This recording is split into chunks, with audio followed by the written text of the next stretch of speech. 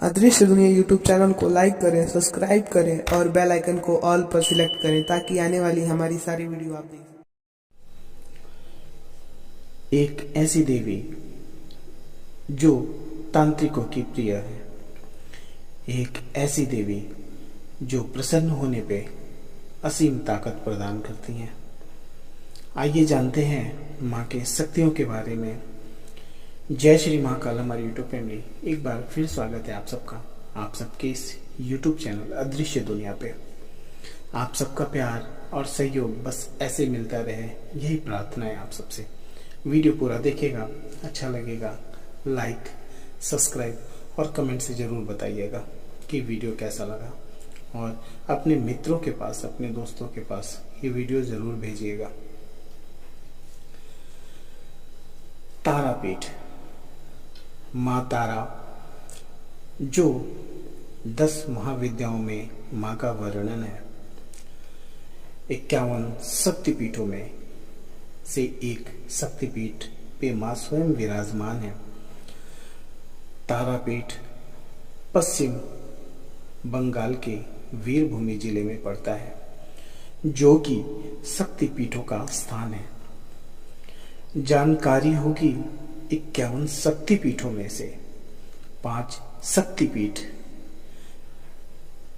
इसी जिले में पड़ते हैं, जो बुकरेश्वर, नालहटी, बंदिकेश्वरी, पुलोरा देवी और तारापीठ के नाम से विख्यात है। इनमें से तारापीठ सबसे प्रमुख स्थल और एक सिद्ध पीठ भी है। तारापीठ की पौराणिक कथाएं भी हैं। जब माता सती ने पिता के द्वारा शिव भगवान के अपमान पर यज्ञ कुंड में कूदकर अपनी जान दी तो शिव महातांडव करने लगे। वे माता के वियोग में माँ के मृत शरीर को कंधे पर लिए तांडव करते हुए ब्रह्मांड के विनाश को आतुर हो गए। तभी भगवान विष्णु ने शिव का क्रोध शांत करने के लिए अपने सुदर्शन चक्र से माता के शरीर को छिन्न भिन्न कर दिया। ऐसे में माता सती के शरीर के अंग देश के विभिन्न भागों में जाकर गिरे। हिंदुओं के इसी महातीर्थ में माता सती के आंख की पुतली का तारा गया। यही कारण है कि इसका नामकरण तारापीठ के रूप में हुआ। ऐसा मान्यता है कि तारापीठ राजा दशरथ के कुल पुरोहित वशिष्ठ मुनि का सिंहासन भी है। बताया जाता है कि प्राचीन काल में महर्षि वशिष्ठ यहाँ माँ तारा की आराधना करके सिद्धियां प्राप्त की थी। उस समय उन्होंने मंदिर का निर्माण करवाया था, लेकिन कालांतर में वो मंदिर जमीन के नीचे धंस गया। बाद में जयव्रत नामक एक व्यापारी ने इसे फिर से बनवा दिया। सिद्ध संत वामाखोपा यहाँ भी विख्यात है।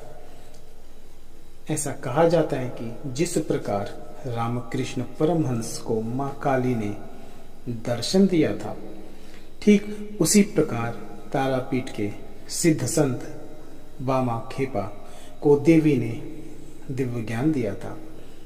मां महाकाली ने इन्हें शमशान में दर्शन देकर कृतार्थ किया था। लिहाजा तारापीठ तांत्रिकों के लिए भी विशेष स्थान माना जाता है। तारापीठ से 2 किमी की दूरी पर अटला गांव है, जहां वामाखेपा का जन्म हुआ था। गरीबी और विपत्तियों से जूझते हुए उन्होंने मां की आराधना की थी और अल्प आयु में सिद्धि प्राप्त की। काली पूजा की रात में वामाखेपा को साधना के दौरान माँ तारा ने दर्शन दिए। ये भी कहा जाता है कि माँ तारा बाघ की खाल पहने हुए, एक हाथ में तलवार, एक हाथ में कंकाल की खोपड़ी, एक हाथ में कमल फूल और एक हाथ में अस्त्र लिए प्रकट हुई। उन्होंने पैरों में पायल पहन रखी थी और उनके केस खुले हुए थे। वामाखेपा के अनुसार माता ने जीभ बाहर निकाल रखा था और वातावरण रोशनी और सुगंध से भर गया था। महज 18 साल की आयु में सिद्धि प्राप्त करने वाला ये संत 72 साल की आयु में तारापीठ के महाशमशान में अपने प्राण त्याग दिए। अघोरियों के लिए यह स्थान बेहद पवित्र माना जाता है। तारापीठ मुख्य मंदिर के सामने ही महाशमशान है। दिलचस्प बात है कि यहाँ की द्वारिका नदी दक्षिण से उत्तर की दिशा में बहती है, जबकि भारत की अन्य नदियां उत्तर से दक्षिण की ओर बहती हैं। तारापीठ मंदिर तथा माता के चमत्कार को लेकर कई किस्से प्रचलित हैं। तंत्र साधना के लिए इस स्थान को उपयुक्त बताया गया है। महाशमशान में ही यहाँ तारा देवी का पादपद मंदिर है।